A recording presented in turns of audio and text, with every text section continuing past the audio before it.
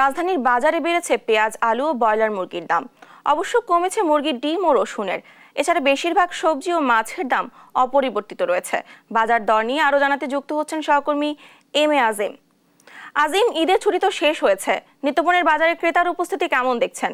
আর পেঁয়াজ, আলু ও ব্রয়লার মুরগির দাম বাড়ার পেছনে বিক্রেতারা কি যুক্তি দিচ্ছেন, বিস্তারিত আমাদেরকে জানাবেন।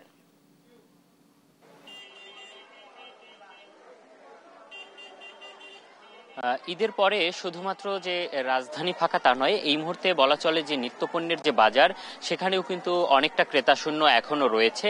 আমি এই মুহূর্তে রয়েছি কারওয়ান বাজারে। তো কারওয়ান বাজারের যে কাঁচা বাজারের যে গলি, সেই গলিটির চিত্রটি যদি একটু দেখাই, সেখানে যে পরিমাণ ক্রেতার ভিড় থাকে সব সময়, সেই ভিড়টি কিন্তু এখন লক্ষ্য করা যাচ্ছে না।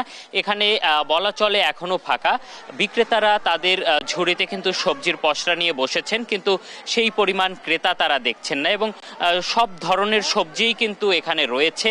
এবং আমরা এখানে যারা বিক্রেতা তাদের সাথে কথা বলেছি, তারা যেটি বলছে যে ঈদের সময়ে এবং ঈদের পরও কিন্তু বলা চলে যে সবজির দাম একদমই ঠিক ছিল। এবং আজকে কিন্তু সবজির দাম হঠাৎ করে দরপতন বলা চলে, কারণ আজকে আমরা দেখেছি যে সকল সবজি 80 থেকে 100 টাকা ছিল, সেই সবজিগুলো এখন 30 থেকে 40 টাকায় নেমে এসেছে।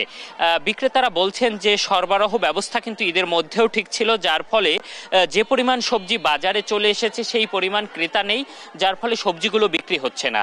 এর ফলে তারা আসলে একটি লোকসানের মুখে পড়বেন, যার ফলে তারা কিন্তু সবজির দাম একদমই কমিয়ে তারা বিক্রি করছেন।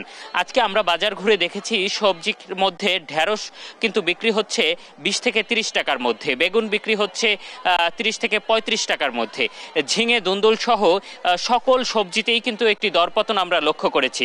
তবে ঈদের সময়ে সালাতের চাহিদার বিবেচনায় যে সকল কাঁচামরিচ বা টমেটো সহ শসার যে দামের একটি ঊর্ধ্বমুখী আমরা দেখেছিলাম, সেটিও কিছুটা কমেছে।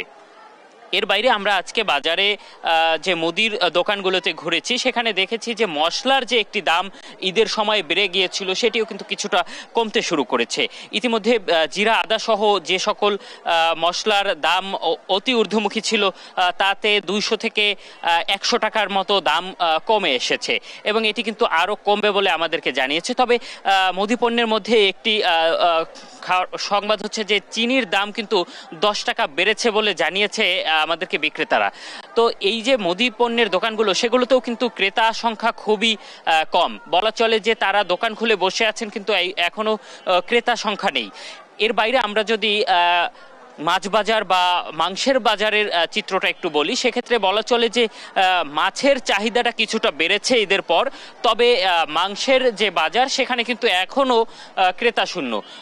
অবশ্য মাংস বাজারে বলা চলে যে যারা মাংস বিক্রেতা, তারাও কিন্তু আসলে আগে যেখানে 2 থেকে 3টি গরু জবাই করতেন, সেখানে কিন্তু তারা কমিয়ে দিয়েছেন এবং সেই কমিয়ে দিয়েও ঠিক পরিমাণে বিক্রি করতে পারছেন না। তবে তারা কিন্তু মূল্য কমিয়ে দেয়নি, যার ফলে ক্রেতারা বলছেন যে আসলে এই মুহূর্তে কিন্তু মাংসের দরপতনের যে একটি ধারণা তারা করেছিলেন, সেটি কিন্তু এখনো নেই। তবে মাছের যে অবস্থাটা, সেটি কিন্তু বলা চলে আগে যে দাম ছিল সেই অবস্থা এখনো বাজারে বিদ্যমান রয়েছে।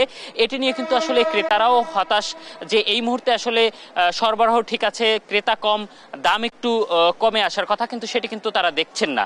তো এই ছিল আমার কাছে বাজার থেকে সব শেষ।